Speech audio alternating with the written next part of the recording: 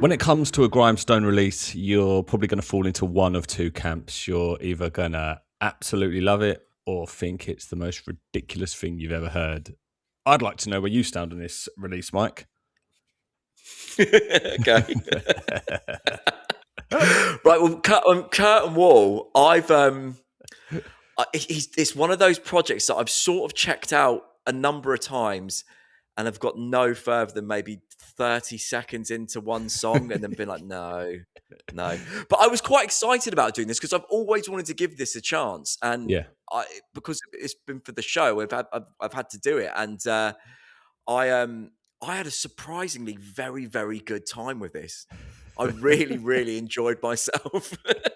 By just giving it a chance, I really enjoyed myself. Yeah.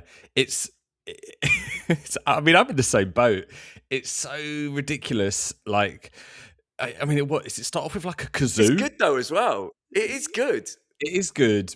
It's very whimsical. I think there's a lot of divide when it comes to Curtain Wall. I was doing a bit of reading last night. Apparently, he's a TikTok. Apparently, he kind of blew up a little bit on TikTok Really? with What this. is he? Yeah, Is he like sort of doing like live songs and stuff on I it? don't know Sort if of. he is, but I just think maybe the whole vibe. A lot of people were referring to it as like TikTok, and I was like, okay. I mean, I don't really know what's kind of hot or not on that, but like Yeah, no idea. the I guess we like Grindstone, so it felt like a good one to check out. And I'm in the same boat as you. I'd never really given this much time. I like other stuff that Abysmal has done, like Bloody Keep, and Old Nick Old as Nick. well. Yeah, but this, like you, I'd always listen to a little bit and I'd be like, nah, this is a bit much. But It always felt like it went too far down that way. yes, it did. But I'm kind of glad that it does go that far down that way because I actually really enjoyed the whimsical nature of it. It's it is ridiculous, it is whimsical, but it is fun. And like if you don't like like a lot of people be like, oh, You know, like fun. black metal's not supposed to be fun, and like yeah, in a way, but like But this isn't. this isn't black metal though, is it? Really? Well, it is, isn't it?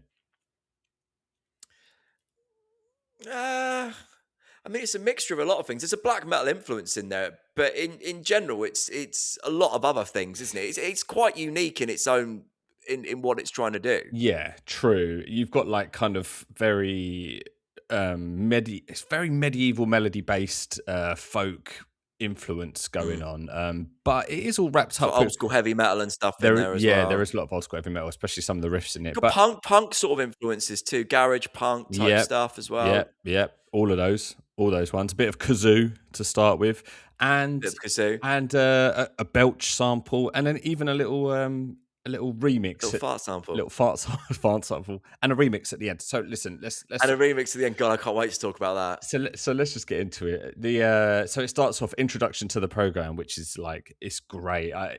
It really reminded me. Do you remember like old school hip hop albums, like the early Eminem Yeah, records that would it's have that like sort of a vibe.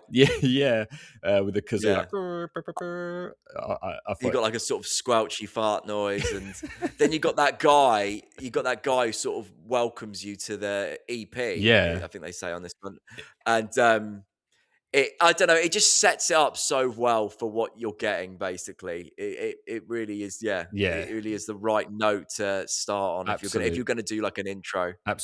yeah, scene setter. And I love how, like, you know, most bands and they do like an intro to an album, it's something that's really ambient and all this kind of thing. And this is so Not that. the opposite. Yeah. It's not that at all. Then it goes into track 2, Wizard Party. I believe this was one of the singles. So I think this was maybe one that I had checked out a little bit of before. But this song, man, talk about infectious melodies. The hook, Yeah. the hook for the chorus of the like melody line, and then the chorus doing the kind of the vocal pattern. It got so stuck in my head, like I couldn't not want to listen to it again. You got that like banjo thing, haven't you? Sort of underneath Yeah, like a the vocal, folky bringing that kind of folk thing. element. But I do think though, if I listen to this, if I'd put this on and it got to Wizard Party about 10 seconds in, I'd have turned it off. If you weren't doing the album, if you didn't have to listen Yeah, to it, if I was, yeah, if I didn't have to listen to the album, I would have turned it off. I'm pretty. That Yeah, what I heard on that is what I kind of you know, that's the sound I imagine of Curtain Wall that I've struggled to get into. Yeah. Yeah, it's very when he strips back the kind of very intelligent medieval melody lead lines, like the very folky lead lines that are really well written. It when you strip that away, it is very kind of like downbeat two note punk black metal, but like very simplistic, Yeah, primitive. very primitive. But it does this. It's a weird like balance between the two that I think works really well. Yeah. There's actually like a lot of really well thought out like moments within each song as well. Like there's a in Wizard Party, there's like a bass run towards the end of the song that sort of like bridges these two parts together, which makes the song flow perfectly. But it's such a well written like little bass descent that you don't.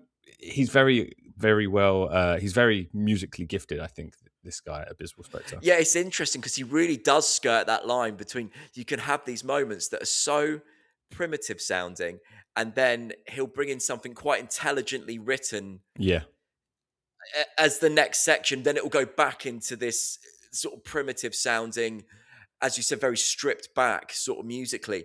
But there's a real cohesion in the way he does it. It doesn't sound like parts kind of just joined onto one another. They sounds like there's real thought behind it. yeah. Some of the strip back sections are very stripped back and potentially I couldn't work out if they were so bad they were good or if they were just kind of bad, but it did work. I think there was a bit of both. I think there was a little bit of both. Yeah, this especially came to light in track 3, Kingdom Come.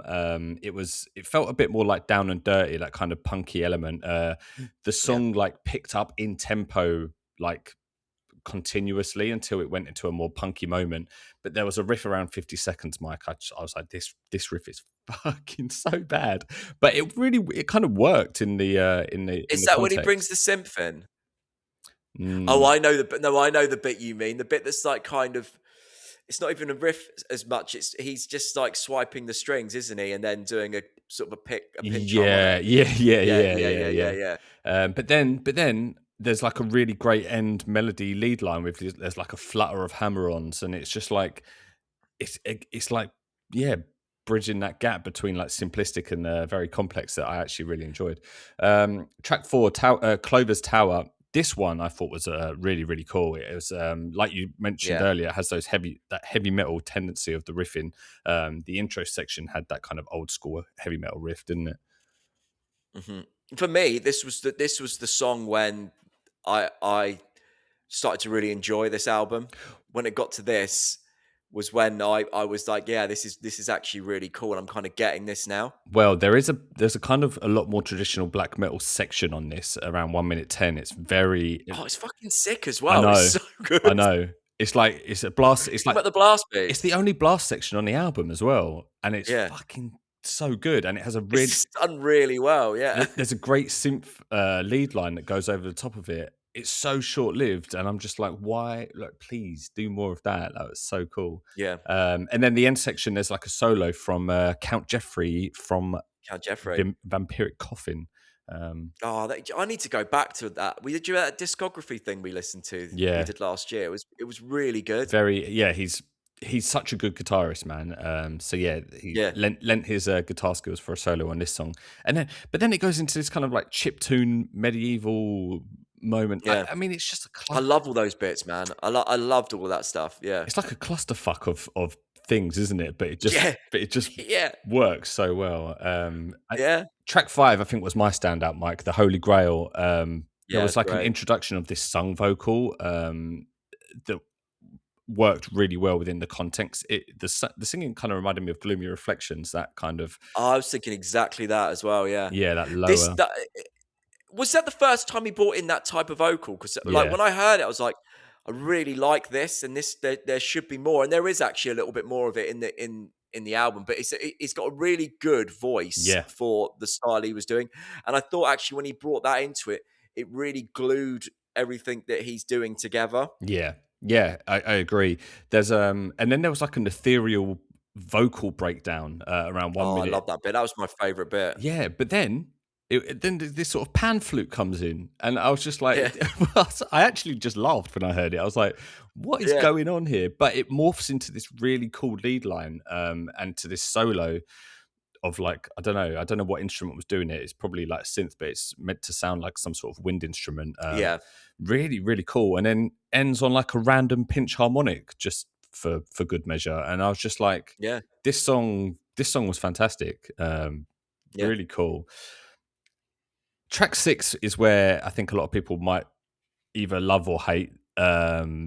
It's Ye Old Roman Road. This is yeah, pure whimsical. This is like transporting you to like some dwarven tavern where they're having a piss up. You know, it has that real like yeah, real folk medieval influence, but like it was so well written. It genuinely sounded like an old school song, like it was yeah. like it existed for like thousands of years. Do you know what? I actually love this song. Yeah, me too.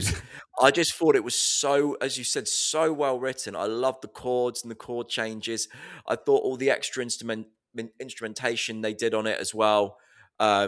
Just really nice melodies. It's just a really well written sort of folky acoustic song, Yeah, and it's great. Yeah, you've got that kind of like sort of tavern style vocals on there, but it all just worked. worked Yeah, so well. Yeah, yeah, yeah. It was great. It kind of stands out on the album because it's like pure kind of acoustic, but it fits perfectly yeah. and really nicely positioned sort of in the middle of the album. So I think it really breaks up. And I found for myself, like, I don't know about you, I felt like from Clover's Tower onwards, the album got better. Oh no. So You I was actually going Yeah. to talk about this when we get to it, but let's all right. Let's track 7, Castle Crusher. This was another great song. More of that sung vocal that we spoke about. Really infectious lead lines that are going on through this song. Yeah. But then this is where I actually felt the album dropped off after here. I feel like Brick by Brick and the Breaking Wheel, the last two songs, for me, they really didn't do it for me. I don't know why. I preferred those two to the first couple. Really? Um Yeah, I thought it was really good. There was a really great riff in Brick by Brick about just under a minute in, and he's kind of bringing in and out these little solos and stuff. I thought that section was really good. Yeah. Um, Breaking Will though, the way it starts, right? I thought it was a different song. I It thought it was a sounds different like a band. break. Yeah, yeah, I thought it yeah. was a breakdown at like Hellfest or something Mate, like that. I thought It's so exactly the weird. same. I was like, hang on, has this gone to another band? I thought it was a hardcore Yeah, song. Um, it sounds like it's all just gonna, when you see that and like, the band stop, they're playing, and then the guitar just goes into like Ring this Out. this like Yeah, riff. Yeah, and then there's like you see the pit sort of part, and so it yeah, had that it vibe, did. and again it made me laugh because it was so ridiculous in comparison. But I like that song in general. It had just sort of an extra layer of kind of nastiness to it. Yeah. And he would bring in these like periodically bring in these double pedals that were really aggressive sounding. And I just thought that moment kind of made that song not a massive highlight, but one that I really enjoyed on the album. There was just a bit of an extra nasty grit to it. Quite weirdly positioned to be last, I think. Yeah. But I yeah, I was gonna say yeah. that. It didn't feel like an ender. It had a for me, that song had a weird energy. It was I wrote that it's kind of all over the place, which sounds mental to say on an album on a record like this because No, this but it is, yeah. yeah, but at 1 minute 40 there was like a lead line that sort of saved it somewhat for me. It Brought the sort of whimsy back in, didn't it? brought the whimsy back, less But I like by that point, the album was so ridiculous to me, but in a good way that I was just up for whatever he was going to do next, and I yeah. was oh shit, he's doing like some like breakdown, beatdown, hardcore bit as well. Well, Um, talking about where the album's gonna go next. So well, yeah, exactly, yeah, the final track is a remix of Wizard Party, which was track 2 by DJ John. yeah. So I'm not going to lie, Mike. It had that kind of. Do you remember that taking the hobbits to Isengard, like that kind of dancey Lord of the Rings YouTube viral thing that happened like 15 years ago? Yeah, kind of. Yeah, yeah, yeah. It had I that mean, feel to it, but I loved it. It was like I couldn't not enjoy it when I was listening to it. I mean, I thought this was so Europop. Yeah. It was it was incredible in a way to be able to make it that close to that sound. I honestly, at points, I thought that the crazy frog was going to come in and do a ding ding at the end of one of the, one of the lyrics. It was fucking ridiculous. It was. And do you know what I loved is that they had a. I'm assuming it was like a female vocal instead. Yeah, because it wasn't because his vocals, he was like that sort of more black and scream kind of vocal, wasn't it? It wasn't a sung part that they pitch shifted. They obviously had to get a different vocalist in. Yeah. I wouldn't be surprised if it was him though But singing pitch it, shit. but pitch shifted Yeah, up. Yeah, that's what yeah. I did think. Because I was looking at the credits and I couldn't see who was accredited for it, so maybe No, it I was reckon him. it was him. I Um, reckon it was but him. it worked. It really worked. Like it just that song just seemed to work in this style. There was something quite great about it. Look, uh, this is it's going to be a divisive one. This is, I think, if you Yeah. don't mind going down a whimsical route, you're going to love it. Even then, though, I think you've got to allow yourself to give this. I think you've got to listen to a decent part of it. It's almost like you've Yeah. got to adjust. Like if you don't get it straight away, well, it's going to be really easy to turn it off. But I think if you allow yourself to sort of like just enjoy it, then I think you can have a really good time with this. I was surprised at how much I enjoyed this. Listen, there's some really amazing bits that you can pick out. So yeah, do the whole thing. Like, it's not long. It's what, like half an hour, if that, 25 minutes. Yeah, yeah, I think it's Um, less than that. yeah, and look, it is fun if that is your kind of thing. Let us know what you think of it. What you think of his releases in general. If it's kind of your vibe or a bit on the silly side. Yeah, I wouldn't mind knowing what his best one is because I wouldn't mind trying something else just to see.